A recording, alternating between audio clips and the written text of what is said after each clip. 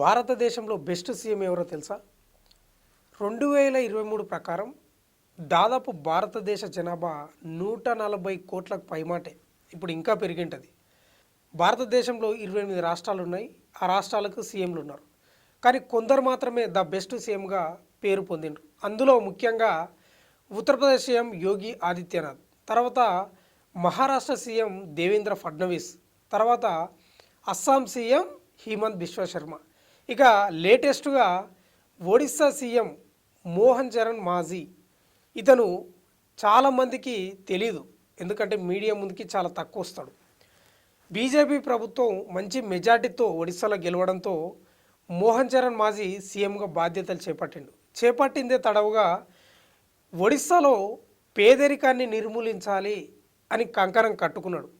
అందుకు తగ్గట్టు ఎక్కడ లోపం జరిగింది ఒడిస్సాలో పేదరికానికి అని గుర్తించి మౌలిక వసతులను కల్పించాలని ఒక దృఢ సంకల్పం తీసుకున్నాడు మోహన్ చరణ్ మాజీ. అనుకున్నదే తడవుగా దాదాపు 40 కోట్లతోటి 7 ప్రాంతాలను గుర్తించి, అంటే పారిశ్రామిక వాడలుగా గుర్తించి అక్కడ మౌలిక వసతులు అంటే తాగునీరు, విద్యుత్తు, రోడ్లు, కాలువలు, మురుగునీటి వ్యవస్థ అన్నిటినీ సెటరైట్ చేసిండు. దాదాపు 100 రోజులలోనే ఆ దెబ్బతోటి ఆ 7 పారిశ్రామిక ప్రాంతాలలో దాదాపు 3.50 లక్షల కోట్ల పెట్టుబడులు వచ్చినాయంటే ఒకసారి అర్థం చేసుకోవచ్చు. ఆ పెట్టుబడులతోటి దాదాపు ఒడిస్సాలో 8 లక్షల మందికి ఉపాధిని ఇవ్వచ్చు. అంటే ఎంత గొప్ప కార్యక్రమం ఒకసారి అర్థం చేసుకోవచ్చు. ఎందుకంటే మోహన్ చరణ్ మాజీ చాలా సింప్లిసిటీగా ఉంటాడు, చాలా సింపుల్గా ఉంటాడు, మీడియాకు దూరంగా, హంగు ఆర్భాటాలకు దూరంగా.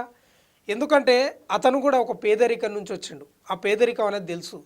గత పాలకులు పాలించిన ఒడిస్సా రాష్ట్రాన్ని కొన్ని ప్రాంతాలు మాత్రమే అభివృద్ధి, భువనేశ్వర్ కానీ, కటక్ కానీ, కొన్ని మెయిన్ నగరాలు మాత్రమే, గ్రామాలు కానీ, చిన్న చిన్న పట్టణాలు కానీ అట్లే పేదరికంతో కొట్టుమిట్టాడుతున్నాయి. దాన్ని నిర్మూలించినప్పుడే రాష్ట్రం అభివృద్ధి పథంలో ఉంటుందని గుర్తించి కంకణబద్దులై 3.50 లక్షల కోట్ల పెట్టుబడులు తెచ్చినంటే ఈరోజు ఒడిస్సా ఏ రకంగా ముందుకెళ్తుందో అర్థం చేసుకోవచ్చు. ఇక మోహన్ చరణ్ మాజీ దాదాపు రోజులో 14 గంటలు సచివాలయంలో ఉంటాడు. ఎప్పుడు మానిటరింగ్ చేసుకుంటూ ప్రజలకు ఏ అవసరాలు ఉన్నాయి, ఎక్కడ ఏ సమస్యలు ఉన్నాయి, అధికారులు తెచ్చే ఫైల్స్ను గమనిస్తూ, పరిశీలిస్తూ, వాటిని సెటరైట్ చేస్తూ ఒడిస్సా సీఎం ద బెస్ట్ సీఎంగా ఇప్పుడు భారతదేశంలో నిలుస్తున్నాడు. ఇక అదే రకంగా జాతీయవాదం, భద్రత విషయంలో ఎలాంటి వెనుకడుగు వేయకుండా ఎక్కడ నేరాలు ఘోరాలు జరిగినా తన యొక్క మార్కు చూపిస్తున్నాడు. ఇప్పుడు ఒడిస్సాకు మంచి రోజులు వచ్చినాయనే చెప్పుకోవచ్చు. మనం చూసుకుంటే ఒడిస్సా ప్రజలు దాదాపు వలస వెళ్తుంటారు నగరాలకు. ఎక్కడ భవన కార్మికులు ఉన్నా అక్కడ ఒడిస్సా కార్మికులు ఉంటారు అనేది మనకు తెలిసిన వాస్తవం. దాన్ని గమనించి కొంత బాధపడి ఒడిశా సీఎం మోహన్ చరణ్ మాంజీ ఇక మన రాష్ట్రానికే వలస రావాలనే ఉద్దేశంతో పారిశ్రామిక వాడలను తెచ్చిండు. దాదాపు 8 లక్షల మందికి ఉపాధిని ఇస్తున్నాడు అంటే ఒకసారి అర్థం చేసుకోవచ్చు. ఎందుకంటే గత పాలకులు చేసిన తప్పిదాలు చేయకుండా బీజేపీ ఒక మంచి అవకాశాన్ని ఇచ్చింది సీఎంగా. దాన్ని సద్వినియోగం చేసుకొని తన కుటుంబానికి కూడా చాలా తక్కువ టైం ఇస్తూ, ఒడిస్సా ప్రజలకు ఎక్కువ టైం ఇస్తూ పేదరికం నుంచి బయటికి పడేయడానికి శత విధాల ప్రయత్నం చేస్తున్నాడు.